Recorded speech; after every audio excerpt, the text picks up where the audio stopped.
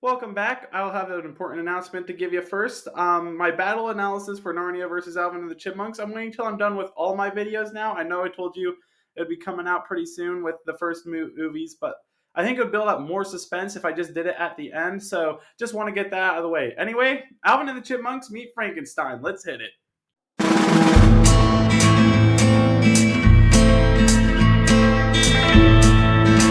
This movie gets you exactly what the title tells you it is. You get Alvin and the Chipmunks and Frankenstein. That's it. Then you get a story from there, but that's just basically it. Alvin and the Chipmunks meet Frankenstein, and it's basically the story of Frankenstein with Alvin and the Chipmunks. Now, the cons with this movie, I'm going to get out of the way real quick. Like I said, same issues with the last Chipmunk movie. If you are not a fan of the voices, they do get a bit annoying. And you might get a little bit irritated with it. So if you don't like the voices, you're not going to enjoy this movie.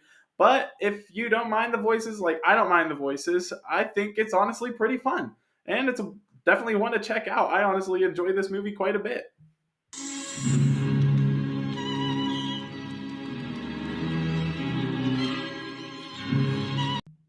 So it starts off like any other Frankenstein film. It's black and white, and then the villagers are raiding. They're chasing down Frankenstein. Frankenstein did something he didn't know was wrong. Like I said, your classic, usual Frankenstein type of thing. But on a film. So then it goes to color, and we get into an actual like castle and stuff. And this family's backed against the wall, and they're overly screaming, sort of like how you get in your classic horror movies. Kind of a jab at that.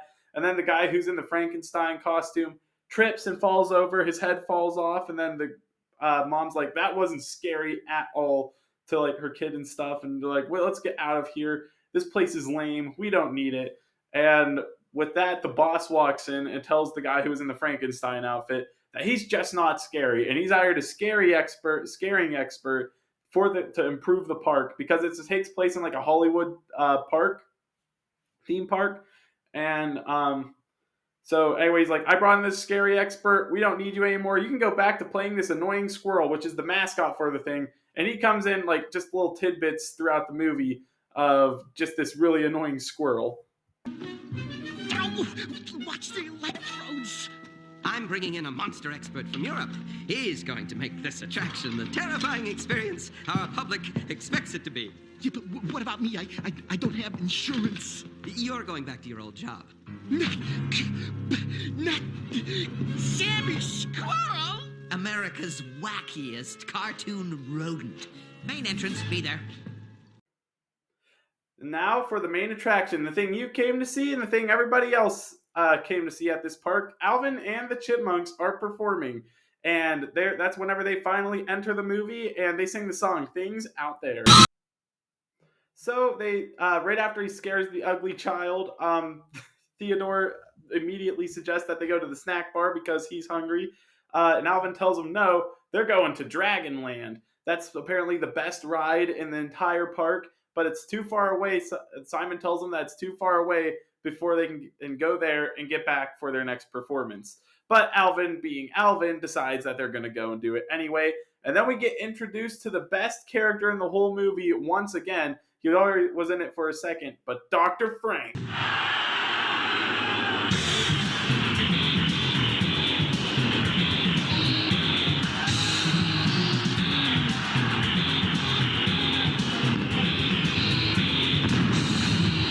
Allow me to rephrase. I meant Dr. Frankenstein, not Dr. Frank. I'm sorry, buddy. You're not in this one. So we find out that Dr. Frankenstein is the scare expert that this dude hired for his theme park. And it's weird because Dr. Frankenstein moved from his castle to this park. And it's really odd because it kind of confuses you of which time period this takes place in. I mean, at first it looked like it took place because they're using pitchforks and torches and stuff, so it looked like it took place back in the day. And then whenever you get to the modern stuff, it's just modern day things, which is odd because we just saw this old town. So if you don't think about the timeline and that, or basically most of the plot, it makes sense. But yeah, just don't think. This is not a movie you can walk into and think about it. Just make your mind blank, and you'll enjoy this thing perfectly. Then after they show up the bus driver, Alvin hijacks the bus and tries to drive them to Dragonland as quick as possible, which almost kills Phil. And I mean, Phil and the Chipmunks for this short period of time have, like, I mean, Phil at least has some beef with the Chipmunks, and the Chipmunks are just trying to kill Phil.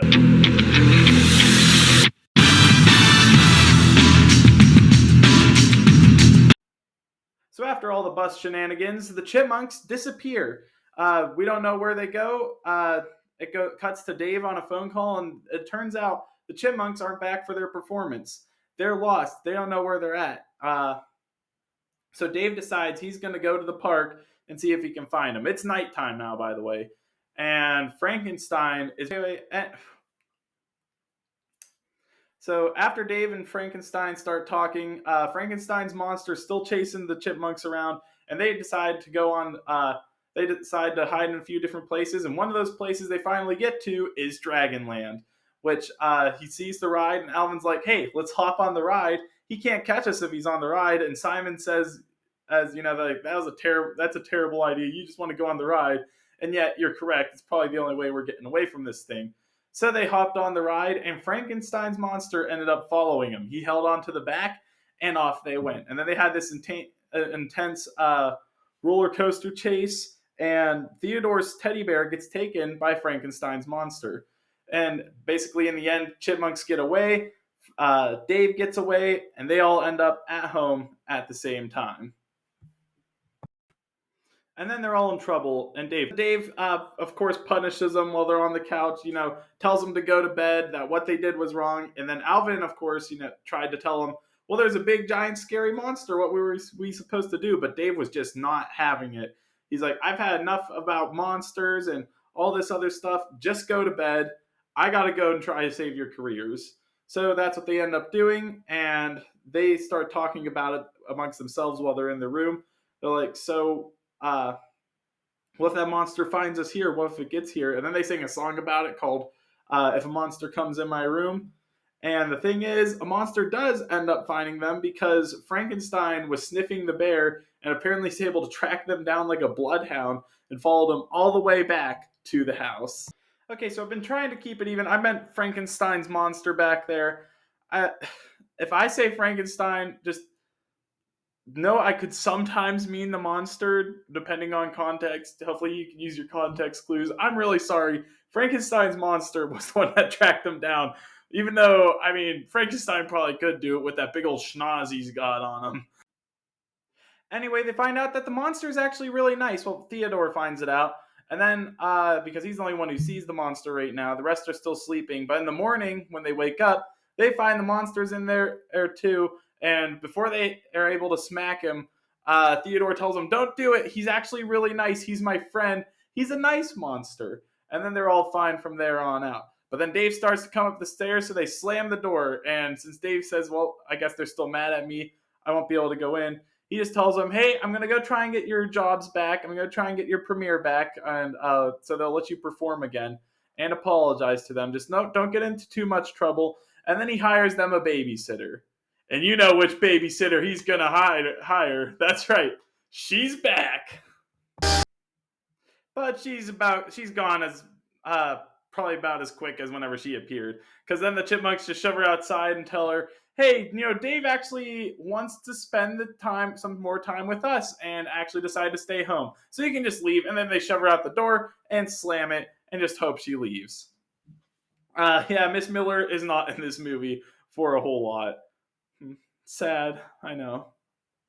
But anyway, let's get back to our story. So they decide to cook food for Frankenstein, and then they take him outside. They take him to the park, and he just decides to be a big old baby. And he's stealing things from kids, and then whenever they tell him no, he's getting on the ground and he's bawling. And it's just very embarrassing for him. Very, very embarrassing.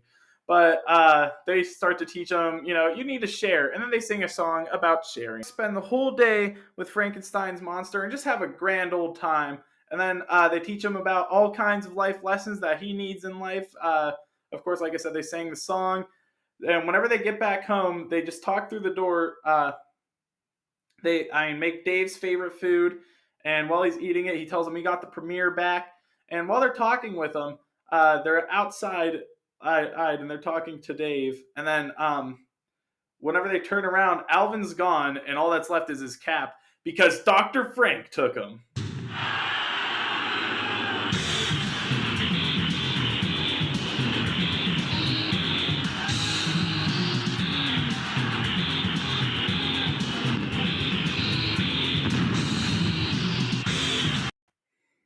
As in Frankenstein, not you!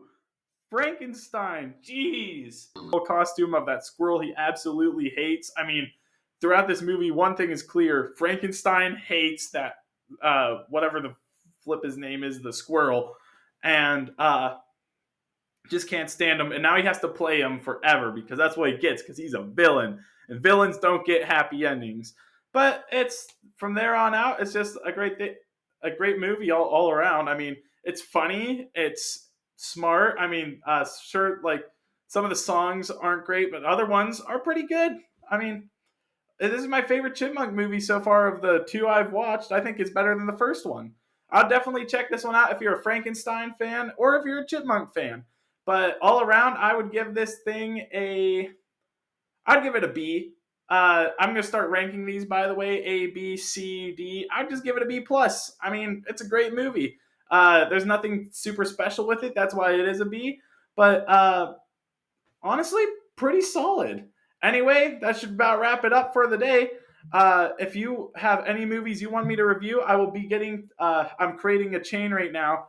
So put down single movies, not part of a franchise, just regular movies. If they have a sequel, it's okay, but as long as it's not like a massive one. So, but I need to create this chain from in between this franchise and my next one. So I want some single movies in between there. So if you have any suggestions, please put them down there, and they most likely will get on it because I am super excited for this. Like I said, the battle analysis for the Narnia and the Chipmunks won't come out till the end of this whole shindig.